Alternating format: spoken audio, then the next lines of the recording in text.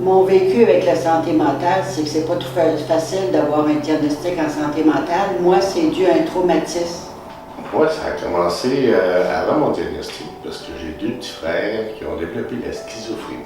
Ça a commencé par des dépressions, pas vraiment majeures, mais dépressions qui faisaient en sorte que j'avais de la difficulté à fonctionner, j'ai perdu un emploi.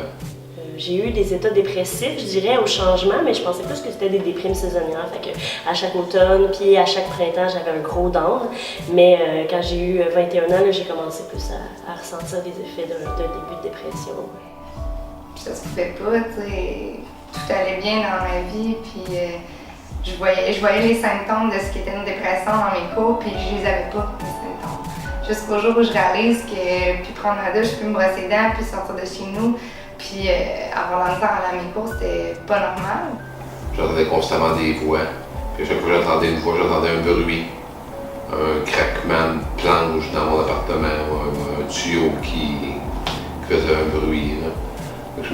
J'ai compris que c'était comme pas possible, là, que toutes les fois, toutes les 10-15 secondes, il y ait un bruit. Là. Fait que c'est là que j'ai allumé que j'entendais des choses que je n'étais pas supposé entendre. Là. J'ai aussi eu le diagnostic, moi aussi, d'un trouble de santé mentale que j'ai pris comme une grosse claque, mettons.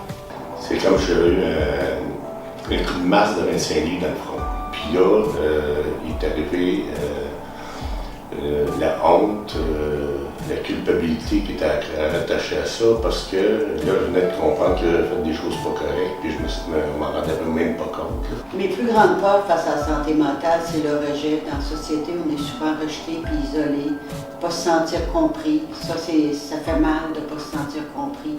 Ça a pris du temps avant que je m'ouvre parce que t'es mal là-dedans. Puis tu dis, si moi, je parle de ma fille, comment on va, moi, me prendre en tant que parent? La culpabilité te garde dans tes peurs. Les répercussions que la dépression a eues dans mes relations avec mes proches, ça a vraiment fait une espèce de nuage noir. Tout le monde qui avait autour de moi ont disparu. Quand on prend un exemple, quelqu'un qui a le cancer, bien, toute la famille se mobilise pour l'aider. Quand on parle de santé mentale, c'est l'opposé. Les gens s'en vont parce qu'ils sont mal à l'aise, ils ne savent pas comment s'y prendre.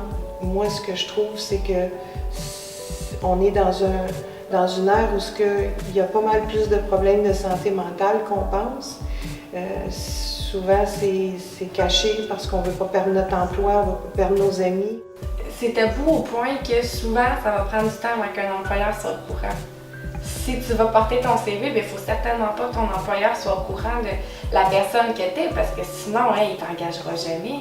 Puis il n'y a personne dans mes employés qui le sait parce que je pense qu'ils perdraient un petit peu confiance en moi et en mes projets. Puis c'est triste, parce que ça ne change pas les réalisations que j'ai accomplies et ce que j'ai fait. Là, après ça, tu arrives à l'école. Ah ben là, si les autres personnes sont au courant, mais ils ne voudront pas se mettre en équipe avec moi parce que là, ben, ils vont penser que je peux les lâcher à tout moment parce que je file pas. Je pensais que j'avais pas de préjugés envers la santé mentale, mais j'en avais vraiment gros comme le bras. Je pensais que les personnes qui étaient en dépression, ils étaient lâches, que c'était parce qu'ils n'étaient pas capables de se mettre en action, plein de choses comme ça. Là. Je pensais que c'était quelque chose sur lequel tu avais un pouvoir. Puis je sais que quand tu as un problème de santé mentale, tu as un pouvoir, soit de te laisser 100% affecter ou de faire quelque chose, mais je pense pas que tu as le pouvoir de faire en sorte que tu l'as ou que tu l'as pas. Faut pas mettre les gens dans des cases, puis se dire « Ah, lui est schizophrène, lui est bipolaire, lui trouble de personnalité limite. On peut rien faire, là. » Je ne suis pas un trouble de santé mentale. Je suis un humain qui vit avec des symptômes d'anxiété, avec des crises de colère, avec des crises de panique, avec des sauts d'humeur, et fort probablement avec un trouble de personnalité limite, mais avant tout, je suis un être humain. Il n'y a pas une personne qui va avoir le même diagnostic, mais qui va être pareil pour autant. Moi, j'ai été diagnostiqué schizophrène. Il y en a beaucoup qui ont peur des schizophrènes, qui se disent ah, ils vont tuer des gens, ils vont faire du mal autour d'eux. Mais c'est vraiment pas le cas. Peut-être pour ça que le monde a peur de la maladie mentale, parce qu'ils savent peut-être dans leur inconscient que ça peut arriver à tout le monde. que ça peut leur arriver. C'est ça l'affaire, c'est que faut pas avoir peur, c'est pas contagieux. C'est pas contagieux.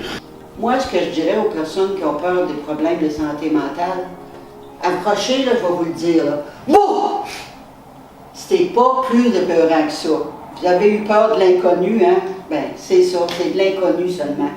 Quand les gens ne sont pas informés, c'est là, moi, je pense que le jugement est plus fort. L'histoire, ça se peut-tu m'emmener une connaissance sur la stigmatisation? Hey, c'est un mot qui est dur à dire, ça. Stigmatisation. Je suis même pas sûre d'être capable de le dire, mais c'est pas grave. Ça, c'est très valorisant parce que j'ai servi d'inspiration à 2 jeunes stagiaires qui voulaient écrire un livre pour contrer la stigmatisation. Et avec plusieurs personnes, on a fait des témoignages puis on a vraiment compris le sens du sujet. La locomotive vient de là. On est plusieurs personnes autour de la table, des personnes concernées, des personnes qui vivent avec une maladie mentale, puis des personnes proches. Ils ne se sont jamais parlé ensemble, puis nous autres, on se parle entre nous autres, on trouve tellement de belles choses, on a tellement de points communs. On va commencer à parler, on va commencer à démystifier, contrer la stigmatisation. C'était en fait le premier livre que j'ai lu, que je pouvais percevoir. Tu sais, c'est sûr que c'est fictif, mais je pouvais percevoir un peu le point de vue d'une personne puis de l'entourage de façon moins technique. Ça a été un peu l'élément déclencheur qui fait que j'en ai parlé autour de moi aux gens. J'ai beaucoup aimé le livre, ça se peut-tu. Il y a beaucoup de belles images dedans. Ça peut ouvrir l'esprit, je crois. Un conte, que l'histoire soit tellement comme interactive, le fun, ben ça fait que ça ouvre à un public tellement large, puis ça fait que le message, il passe, t'sais. Puis justement, c'est tellement ouvert comme projet que c'est pas juste on vous présente ça, voici ce qu'il y en est. C'est tellement un partage, c'est tellement un échange que c'est voici ce qu'on en pense, vous maintenant, qu'est-ce que vous en pensez? Puis je trouve que c'est vraiment une façon que on va, pour moi, comme ça, on va changer le monde, là. La stigmatisation, est un mot compliqué, là. Je veux même pas vous dire qu'est-ce que ça veut dire. Renseignez-vous, puis venez voir. Nous sommes tous interdépendants. Fait que s'il y a un maillon de la chaîne qui est déficient, on n'en prend pas soin, ça a des dommages très graves au niveau collatéral. C'est important d'en parler. Je pense que le plus beau cadeau qu'on ne peut pas se faire, c'est d'en parler.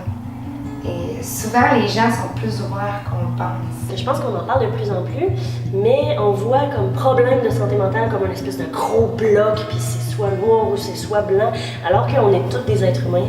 On a tous des problèmes de santé mentale, on connaît tous quelqu'un qui a un problème de santé mentale. Fait que je pense que c'est plus dans la façon de l'aborder puis d'en discuter, c'est tout le temps lourd. Nous autres, on est dans l'action. C'est ça qui m'a motivé, le fait qu'on puisse en parler ouvertement, sincèrement, puis qu'en plus, on crée une autre façon de faire pour atteindre justement notre objectif. Mais nous, on est en train de défaire cette barrière-là en disant oui, on peut discuter ensemble, on peut discuter de la même cause. Parce que dans le fond, on est là pour la même cause. Puis pourquoi pas y aller ensemble, dans le même chemin, en prenant la même locomotive. Elle vient de claquer, je suis dans C'est bon.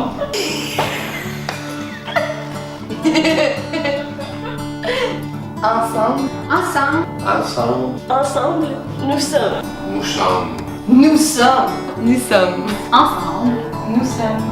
Nous sommes. Ça. Oh, oui, on est On là. est là. On est fou, on est intelligent, par exemple. Oui. Oui, l'intelligence est là. Oui. Oui, c'est ça. Puis ensemble, on travaille là-dessus. Oui. En respect intelligent. Oui.